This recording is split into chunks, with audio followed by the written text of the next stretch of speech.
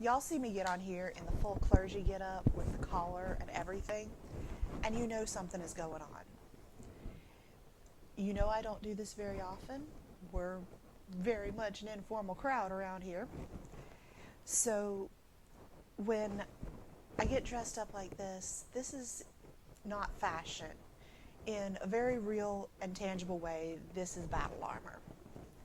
Last time I dressed out, it was for Union County Pride, where members of the community and my community personally as a queer person were facing harassment from fundamentalist extremists.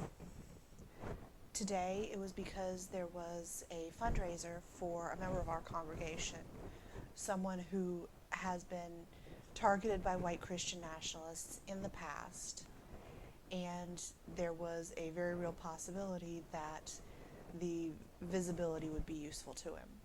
So this is how I went. Every time I dress out like this, I'm reminded that the tools that we have to protect ourselves are not reserved for personal use and can't be.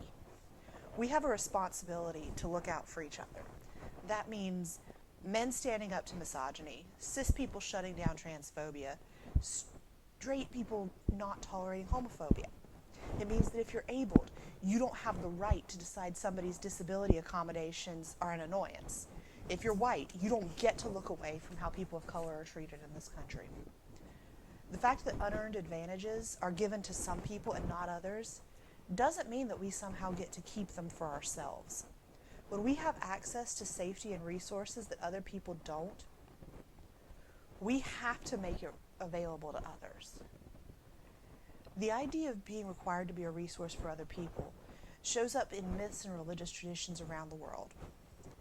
Similar to the biblical story in the book of Genesis about Lot and his family in the city of Sodom, the Greek story of Baucis and Philemon tells the story of an elderly couple who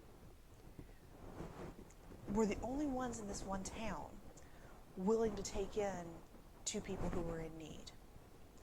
They did not know until they got home, had the food on the table, and were pouring the wine, that the people that they had taken into their home were the gods Zeus and Hermes.